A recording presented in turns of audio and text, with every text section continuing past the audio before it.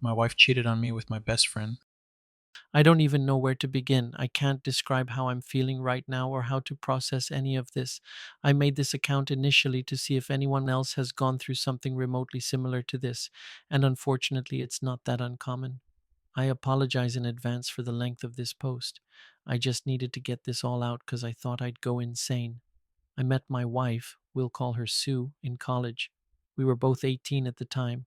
We hit it off as soon as we went on our first date and were spewing I love yous within weeks of us dating. She kind of pursued me, but I was glad as hell that she did. We shared our deepest insecurities and secrets with each other, and when her dad passed away in her senior year of college, I was there for her through the whole deal. Her father had pancreatic cancer, and when he was hospitalized, I'd spend nights at the hospital with her so she wouldn't be alone. We got through it, and that point in time strengthened our bond. She told me she didn't know what she would have done if I hadn't been there for her. She called me her soulmate. I knew I was going to marry this girl, and sure enough, I popped the question about 2 years after we graduated. At that point in time, life couldn't get any better for me. I married the girl of my dreams, had a well paying job immediately after graduating, and both our families loved us. My best friend will call him Dav, and I had what I could only describe as an unbreakable brotherly bond, or so I thought. We had known each other since third grade, and he was the brother I never had. He was also married and moved away with his wife because she had landed a lucrative job at a big law firm. About a year ago, his wife died in a car crash, and this broke him. He moved back to our hometown after, but he was never the same. I tried to be there for him, but he wouldn't engage with anyone. No one understood the pain he was going through, so I asked my wife if she could talk to him, seeing as she had also lost a loved one, and that maybe Dav could relate better with someone who went through something similar. Yes, I know now that this was a huge mistake. We'd pay him visits daily. She would spend hours on end at his place, even without me there.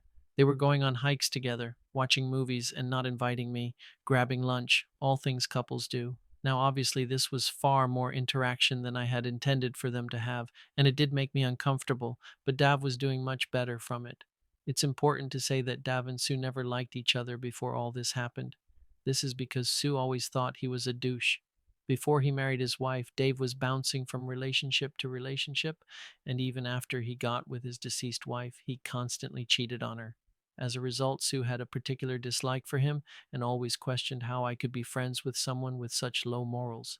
This disdain for Chris is also what made me oblivious to what was to come. As I mentioned, Sue and Dav became inseparable, to the point where she would invite him to things I had planned for us as a couple. Moreover, she started portraying characteristics of what I now know to be classic cheater behavior, always on her phone, becoming increasingly distant, little to no intimacy, and coming home very late. At this point, it was all too suspicious, and one day she was texting and I asked who she was talking to. She said it was one of her girlfriends, and when I asked to see what they were saying, she became very irritated and called me possessive. When I talked to Dave about how uncomfortable their friendship was making me, he assured me nothing was up and even accused me of not trusting him and my own wife. I was getting gaslit. This continued until one day Sue went out again. She said she was going to her sister's for the weekend because she needed some space from me because I was driving her crazy with my accusations. I was still very suspicious and called her sister to confirm if she was indeed expecting Sue to visit. She confirmed that she was, but that Sue had not yet arrived. Mind you, she had left around 3 p.m., and her sister's place is about 4 hours away from where we live. It was now 10 p.m. Something in the back of my head told me to go to my friend's house, so I did. Sure enough, my wife's car is parked a couple of feet away from my friend's house.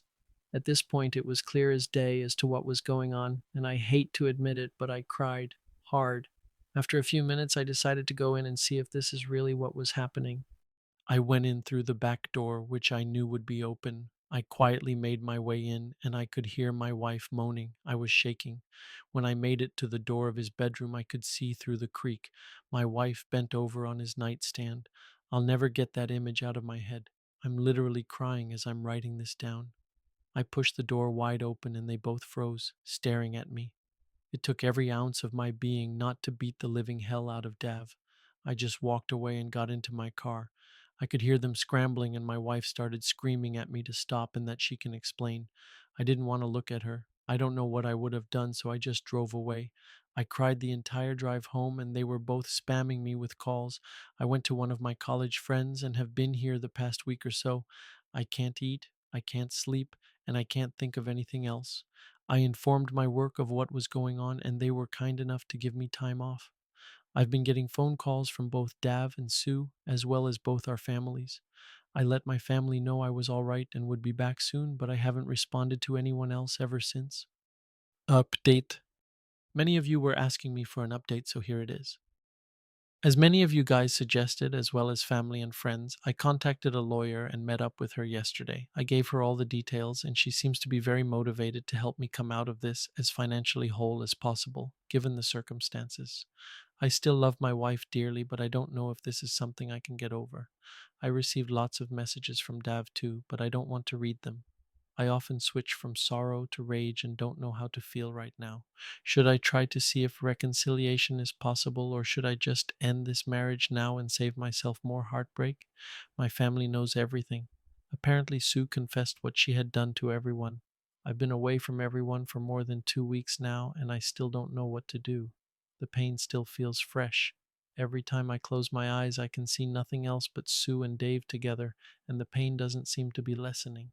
I know most of you are saying to just divorce, and I would say the same thing too, but things aren't that black and white when you are the one in this situation. Given all this new info, I'd appreciate any advice, particularly from people who've been here. Betrayed spouses and waywards, how did you manage to move past this? Is it even possible? Right now, I'm almost certainly going to move on with the divorce, but I just need reassurance I'm making the right decision. I was told by her as well as family and friends that she has been living with her sister the past few weeks. In one of her emails, she explained that she has only spoken to Dav once since I found out and went full NC with him. Her mother called me and apologized for her daughter's behavior via text. I didn't pick up her calls. She said Sue is in individual counseling at the moment. In another one of her emails, she said she was never going to leave me for Dav. She has feelings for him, but she doesn't love him. Huh? Dave is supposedly leaving soon, but is apparently holding it off until he speaks to me face to face. There's a lot of other stuff I haven't addressed, and I'm probably leaving out some details, but some of my family and friends are saying I should just talk to her and move on from there. That's where I'm at now. Update number 2. So I took some time off of Reddit and other social media to reflect on my marriage and the steps I was going to take moving forward. I was getting lots of advice from the kind people on here, as well as family and friends. However, I wasn't sure what I really wanted. A lot has happened since then, so this might be a novel. Bear with me. When I look back on the marriage, most of it was filled with little else but happy memories, which is why I was trying so hard to find a reason to stay.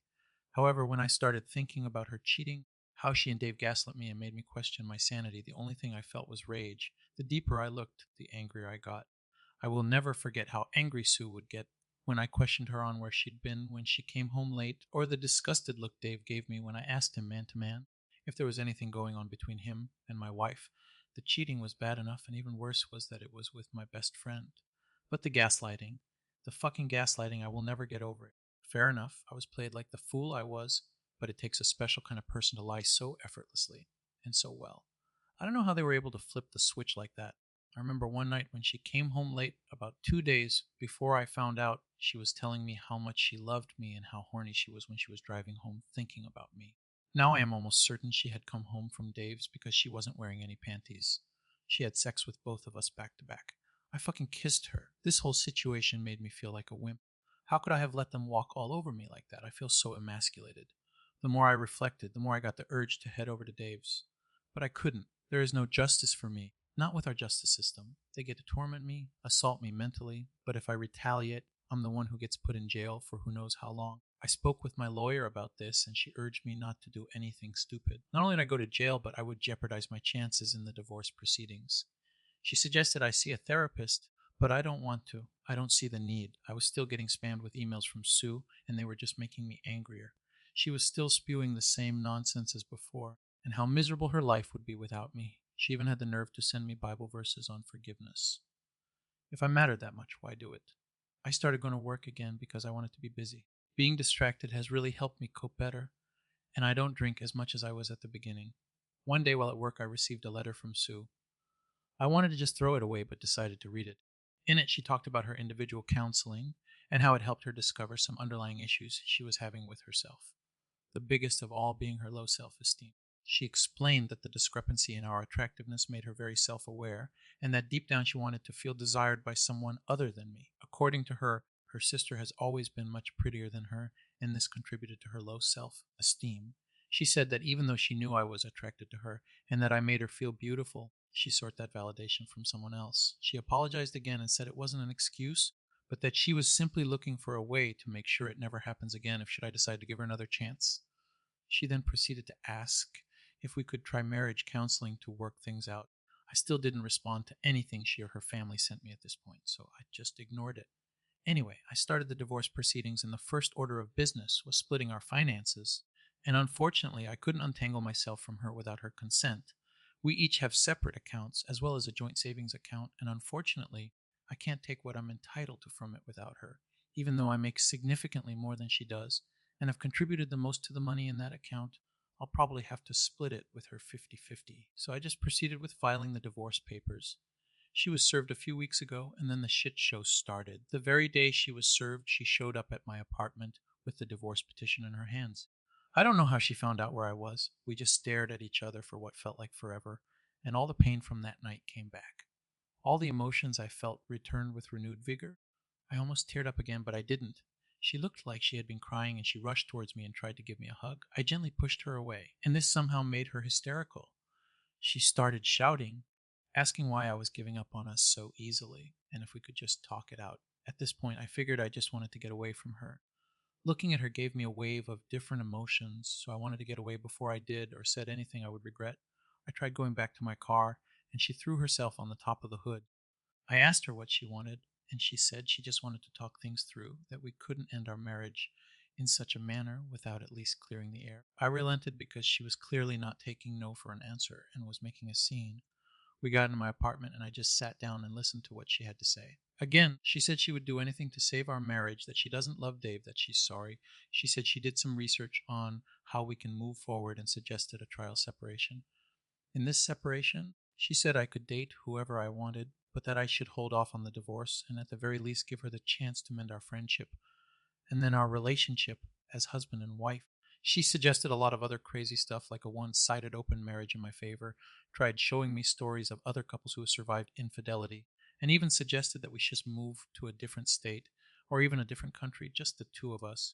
That part kind of hurt me because we had spoken about moving and starting our family not too long before all this shit happened. When she was done, we just sat there in silence, again, just staring at each other. And then I asked her, why him? Why cheat on me with him and then come back only after I caught her? She started sobbing really hard when I asked these questions. She said she felt really guilty even during the acts, but that she didn't know how to stop, that she was so deep in the affair that he didn't think of the consequences and what she was going to lose. She said that the counseling made her realize that she probably would have cheated on me at some point, if not with Dave, then with someone else. This was supposedly because of the same underlying issues that she was unaware of. I asked her if she loved Dave, and she promised me she didn't love him, that they haven't spoken since I left, and that she doesn't even know where he is now, that she loved only me and would do anything to make up for what she has done to us. I asked her if she had ever cheated on me before all of this, and she swore on her dead father that this was the first and last time. I asked her who else knew about her and Dave. She hesitated and said only her sister, but that she only knew about it a few days before I found out, and that she implored her to end it and come clean to me. You guys who suggested that the sister knew were spot on. I also asked her why she was begging, why she didn't just leave to be with Dave. I asked her if she was only doing this because she felt like it was the right thing to do and not because she actually wanted to be with me. She answered saying that she was doing it because she loves me and because she knows she made some horrible choices. We talked for a long time. A lot of crying on her end, but not for me. I had cried enough when I first found out and didn't have any more tears to shed over this. Then I asked her if there was anything else she wanted to tell me, if there was anything else she was keeping secret. She started sobbing again and asked me not to get angry. I got really nervous when she said that. She started crying for a bit before I urged her to just say it because she was making me uneasy. Then it came out. She said she found out she was pregnant not long after I had left and that she got an abortion because she wasn't sure who the father was. She said she thought if it turned out to be Dave's, there would be no room for reconciliation, and she felt she had to do it. I couldn't believe what I was hearing. I was in shock and she started begging even more not to let this be the end of our relationship. I just went numb. I asked her to leave and she begged me to stay, that we still needed to talk. All this begging was simply infuriating, coupled with the news I just heard. I asked her how far along she was when she found out she was pregnant, and she said a few weeks. Then it hit me. Wait, you said in an email that you only started having sex with Dave about a week before I found out. Was that a lie? She nodded. She fucking nodded. She explained that she only said that because she didn't want to hurt me with the details and was trying to minimize it. She confessed that it was physical for less than a month. She tried to console me, but I pushed her away. I asked her to leave and never come back. She tried saying something, but I just started yelling at her to leave. She asked if we could talk again once I processed everything, and I refused. I told her I had found a job in another state and would be moving as soon as the divorce was underway. In our state, there is a 2 month cool off period after you file. I had already planned on doing this and was just finalizing everything before I resigned from my current job. I had already given my boss a notice at that point. When she heard this, it was more of the same crying and pleading like before. I told her to leave, or I would call the police. She reluctantly left, and I just lay on the floor wondering where I went wrong. How did my marriage get to this point in such a short period of time? I just couldn't understand it. I was somewhat sure of the divorce before, but after she and I spoke, I was now more sure of my decision than ever before. I ignored all efforts on Sue's end for contact again. However, a few days ago, this was on Thursday, I received a phone call from my mom that Sue was in the hospital.